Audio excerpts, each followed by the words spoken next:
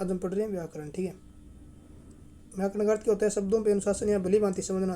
क्या समझना? भली भांति शुद्ध उच्चारण, लेखन, प्रयोग। ठीक है, व्याकरण के देखो 3 अंग होते हैं व्याकरण के, और 2 पक्ष होते हैं। पक्ष 2 कौन से होते हैं? व्युत्पत्ति और निर्माण पक्ष, और दूसरा होता है व्याख्या या विश्लेषणात्मक या पद परिचय। ठीक है, और देखो 3 अंग कौन कौन से होते हैं? वर्ण विचार, शब्द विचार, वाक्य विचार। वर्ण क्या होते हैं? भाषा की लघुत्तम इकाई होती है वर्ण। ठीक है, और शब्द या अर्थ, सार्थकता या अर्थ के आधार पर होती है शब्द। वाक्य क्या होते हैं? भावार्थ के आधार पर लघुत्तम इकाई होती है। ठीक है, और उसके बाद अपन पढ़ते हैं, देखो इनका क्रम ये रहेगा। ध्वनि, पहले ध्वनि से फिर वर्ण, वर्ण से फिर अक्षर, अक्षर से शब्द, शब्द से पद, पद से वाक्य, वाक्य से बनती है भाषा। यानी वाक्य भाषा का मूल आधार होता है। ये 2 प्रकार की होती है भाषा, लिखित और मौखिक। ठीक है, अब देखते हैं, ये देखो इतना पढ़ देना, ये पढ़ते हैं। अब ये देखो, इसमें जो लिखा है ब्रैकेट में सबसे छोटी इकाई, यानी ध्वनि क्या है? मौखिक आधार पर सबसे छोटी होगी, लिखित आधार पर सबसे छोटी होगी वर्ण। ठीक है, और वर्णों की फिर उचित व्यवस्था वर्णमाला कहलाती है। ध्वनि में क्या होती है? 2 ही गुण होते हैं, सुनना और बोलना। इसमें 4-5 होते हैं, लिखना, बोलना, पढ़ना, सारे गुण होते हैं। ठीक है, और फिर अक्षर आते हैं। फिर अक्षर में क्या होता है? अक्षरों की उचित व्यवस्था क्या कहलाते हैं? शब्द कहलाते हैं। ठीक है, और सार्थकता के आधार पर शब्द सबसे छोटी इकाई होगी। ठीक है, और ये भी 2 प्रकार के होते हैं। एक तो होती है अपूर्ण सार्थक है, तो पूर्ण सार्थक। पूर्ण सार्थक कब बन जाती है? पदों में प्रयोग करने में तो बन जाती है पूर्ण सार्थक, और जब स्वतंत्र रहती है तब तक होती है अपूर्ण सार्थक। ठीक है, इतना याद रखना है। उसके बाद होता है फिर पद, पद के बाद फिर वाक्य। वाक्य क्या होता है?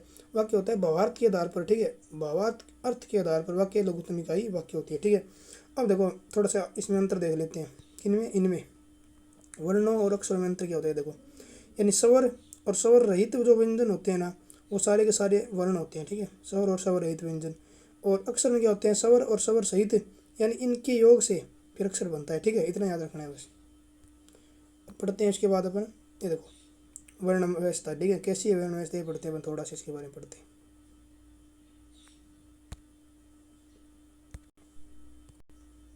ये देखो वर्ण व्यवस्था। ठीक है, मुख्य 44, यानी 11 स्वर, 33 व्यंजन, 2 ये 11, 33, 44, और ये 2 जोड़ देते हैं। मानक हिंदी मानती है इनको। ठीक है, क्योंकि हिंदी के खुद के विकसित हैं। ठीक है, इसलिए कभी कभी ऑप्शन में आ जाना मान्य कितने, तो मानक 46 करना है। ठीक है, अब देखो स्वर और व्यंजन में अपन अंतर पढ़ लेते हैं। स्वर क्या होते हैं? यानी वाक् तंत्र का अवरोध, यानी स्वरों में अवरोध होता नहीं, इसलिए होता है स्वतंत्र, और इनमें होता है अवरोध, इसलिए होता है परतंत्र। ठीक है, और देर तक उच्चारण स्वरों का कर सकते हैं, व्यंजनों का नहीं कर सकते। वर्ण एवं अक्षर ये तो होते हैं दोनों, वर्ण भी होते हैं अक्षर भी होते हैं। ये क्या होते हैं? वर्ण होते हैं। व्यंजन केवल और केवल वर्ण होते हैं। अक्षर ये स्वरों के मेल से बनते हैं, यानी ये अक्षरिक होते हैं, ये अनाक्षरिक होते हैं। याद रखना है, इंपॉर्टेंट बात है। और स्वर क्या होते हैं? घोष एवं अलग प्राणी होते हैं। ठीक है, और ये जो क्या होते हैं? व्यंजन क्या होते हैं? ये घोष और अलग प्राणी प्लस अघोष एवं महाप्राणी दोनों होते हैं। ठीक है, और ये देखो उचित, ये पढ़ लेंगे। ठीक है, साथ साथ में पढ़ लेंगे इनके साथ ही। और 2 अयोगवाय होते हैं। अयोगवाय जिनका योग नहीं होते, यानी ठीक है स्वर व्यंजनों के साथ जो मिलते नहीं। ठीक है, ये होते हैं अनुस्वार और विसर्ग। ठीक है, याद रखना है। और ये बिंदु थोड़े से ऐसे याद रखना है। अनुस्वार ऊपर लगता है, और नीचे जो आता है वो होता है आपका कौन सा? इधर जो लगता है नुक्ता, नीचे जो आता है वो उचित वाला, और इधर हो गया नस्य के पंचम वर्ण। ठीक है, ठीक है, इतना याद रखना। और ये कुल कितने हो जाएंगे वैसे? ये 46 से 2 48 और 4 52। ठीक है, कुल 48 52 संयुक्त मिलाते हुए। ठीक है, और उसके बाद देखो कुछ ये विशेष बातें। रह का कुछ रूप कितने हैं? रह के 4 रूप है, इन्हें रेप रेप कहते हैं। ठीक है, धर्म है, ये धर्म कर्म में हो गया, भ्रम ग्रह में हो गया, राष्ट्र टंग में हो गया। और डे या डे के कुछ नियम, यानी जब इनमें ये नहीं लगाते हैं, कब नहीं लगाते हैं? डे और डे के नीचे ये नहीं लगता है बिंदु, कब नहीं लगता है? देखो शुरू में प्रयोग करेंगे तो नहीं लगेगा। इनसे पहले अगर अनुस्वार आ गया, जैसे पंचम वर्ण आ गया ना, डी डे आ गया, डे आ गया, पंडाल पंडाल चंडाल अदा आ गया ना पंचम वर्ण, इसलिए नहीं लगेगा। या अधूरा पंचम वर्ण, वही सेम बात यहीं पे कह दी फिर। ठीक है, और क्या है फिर? संस्कृत में जैसे संस्कृत के जो शब्द होते हैं ना, उससे पहले नहीं लगेगा। सडानन हो गया, सड़ हो गया, इनसे पहले नहीं लगेगा। ठीक है,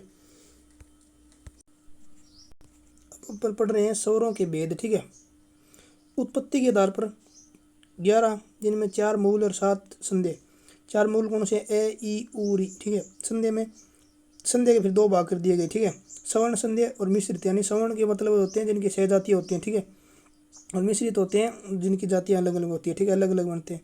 सवर्ण में आएंगे तीनों ये ए आ ई उ, आ ई उ।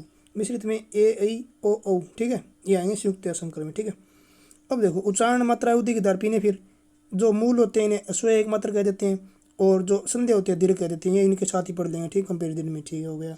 अब होता है उच्चारण स्थान के आधार पर।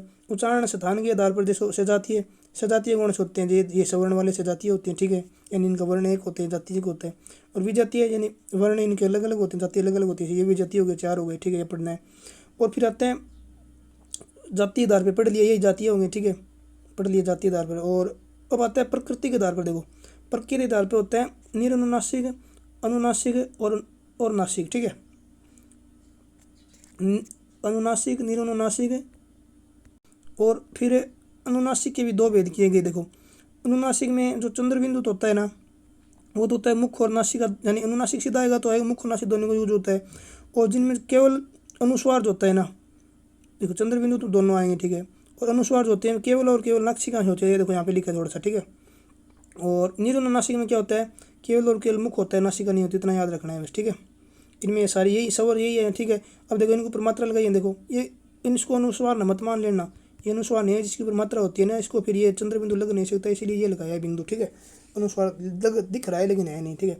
अब देखते हैं औष्ठ आकृति के आधार पर वर्तुल यानी वृत्तीय कौन से होते हैं, ये सारे तीनों ही ऊ, ये देखो ऊ आ हो गया, ओ हो गया, ए और आ को छोड़कर सारे तीये जैसे है ना, सारे सारे वर्तुल है, ठीक है।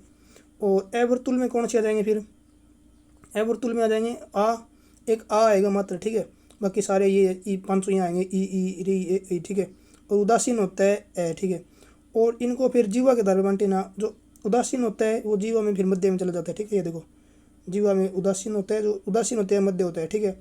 और फिर जो अगर होता है ना, अगर होता है वो इसमें चल जाता है, देखो किसमें, इसमें ए वर्तुल में, केवल आ छोड़ के, ठीक है, क्योंकि आ इसमें आ जाता है फिर पश्च में। और पश्च जो होते हैं ना, वो सारे के सारे वही होते हैं वर्तुल वाले, आ को छोड़ के, ठीक है। थोड़ा सा यहाँ पे कंफ्यूज नहीं होना है, देखो दोबारा समझ लेते हैं। ये देखो वर्तुल किस जैसे होते हैं, वर्तुल होते हैं पश्च जैसे, ठीक है, याद रखना है। आ की याद रखना है, इसमें थोड़ा सा आ इसमें आ जाता है बस। और ए वर्तुल कैसे होते हैं, ए वर्तुल होते हैं अगर जैसे, ऐसे है वर्तुल अगर से अगर जैसे। और उदासीन की जैसे होता है, उदासीन होते हैं मध्य जैसा, ठीक है। ये हो गया औष्ठ आकृति और जीवा एक साथ ही पढ़ लिया अपन, ठीक है। अब पढ़ते हैं जीवा एवं तालु के आधार पर, यानी मुख खुलने के आधार पर, ठीक है, ये इंपॉर्टेंट है, यही पढ़ते थे। देखो देखो एक तो होता है वर्त, वर्त होता है खुला हुआ, ठीक है, और एक होता है विवर्त होता है खुला हुआ, एक होता है संवर्त यानी बंद सा।